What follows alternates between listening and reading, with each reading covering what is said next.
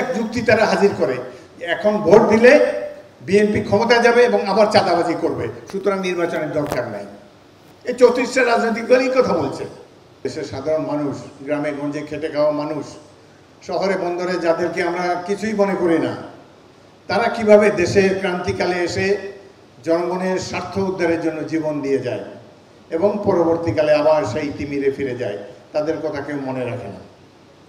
এদের মনে অনেক দুঃখ, তাদেরকে কে স্মরণ করবে?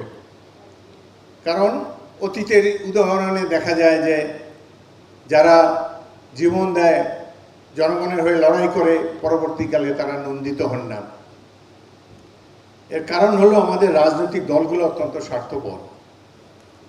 এরা নানান ধরনের লোক তার মধ্যে আছে। আমার এক বন্ধু আমাকে বলেছে, অত্যন্ত কুটিল কারো কারো কিছু কিছু রাজনৈতিক দলের নেতৃবৃন্দের মাথার গালে অনেক ঘোর প্যাচ আছে।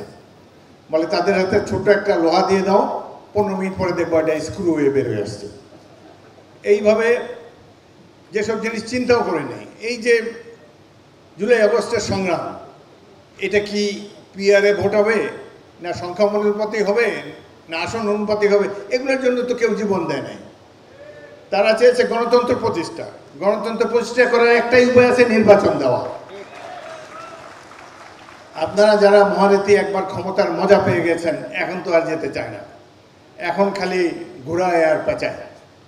সংস্কার তো একটা দরকার, যে তত্ত্বাবধায়ক সরকারের অধীনে নির্বাচন হবে, দ্যাটস অল। আর কি, একটা নির্বাচন যাতে সুষ্ঠু হয়, এই সুষ্ঠু নির্বাচনের মাধ্যমে আমরা সুষ্ঠু গণতান্ত্রিক ব্যবস্থায় উত্তরণ ঘটানো সম্ভব। এটার জন্য চেষ্টা করেন। খামাখা নিত্য নতুন পরিকল্পনা দিয়ে আপনাদের এই আমেরিকা, লন্ডন, জার্মানি থেকে আমদানিকৃত বহির্বিশ্বের উদাহরণ আমাদেরকে শুনিয়ে লাভ কি? আমাদের সাধারণ মানুষ চায় যে তাদের নেতা হিসাবে তারা বেছে নেবেন এমন এক ব্যক্তিকে যাকে তারা চেনেন, যিনি অতীত দিনে তাদের সুখে দুঃখে পাশে ছিলেন, যার সম্পর্কে তাদের অভিজ্ঞতা আছে যে দুর্দিনে তাকে পাশে পাবেন। কিন্তু অজানা অচেনা একটা মার্কায় ভোট দিয়ে আমরা কিভাবে সেটা অর্জন করব? দেখা যাবে ভোলায় যে সংসদ সদস্য, তার বাড়ি হলো কুড়িগ্রামে, ময়মনসিংহে। কারণ এই যে যেটি তারা চাচ্ছেন, সংস্কার প্রস্তাবে যে এতদিন মিটিং হচ্ছে, কি মিটিং হচ্ছে এগুলো? দেখা যায় যে 34টা দল একদিকে, আর দেশের সবচাইতে জনপ্রিয় রাজনৈতিক দল বিএনপি একা দাঁড়িয়ে আছে। মনে হয় যেন 34 ভার্সেস 1।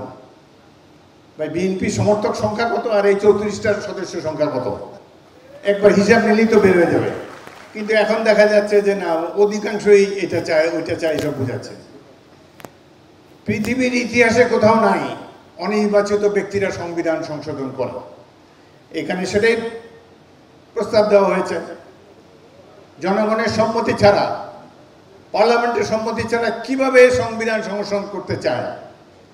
যে সংবিধান আমরা রক্ত দিয়ে 72 সালে প্রতিষ্ঠা করেছি, সেটিকে তারা ছুঁড়ে ফেলে দিতে চায়। একটি রাজনৈতিক দল যারা বিরোধিতা করেছে মুক্তিযুদ্ধে, তারা এখন বলতে চায় যে 71 সালে জাতি ভুল করেছে, এটি ছিল একটি পথভ্রষ্ট জাতি।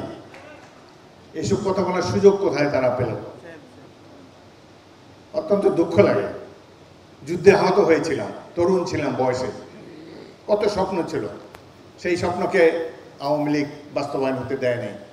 পরবর্তীকালেও সাধারণ মানুষের অধিকারকে বারবার দাবিয়ে রাখা হয়েছে, যার জন্য মাত্র 1 বছর আগের এই যে তাদের সন্তানেরা যে ত্যাগ তিতিক্ষা করলো, সেটির তো কোনো মূল্য নাই। এটা কৃতিত্ব অন্যরা হাইজ্যাক করার চেষ্টা করছে। আমি তো বললাম, আমার এলাকায় কারা জীবন দিয়েছে?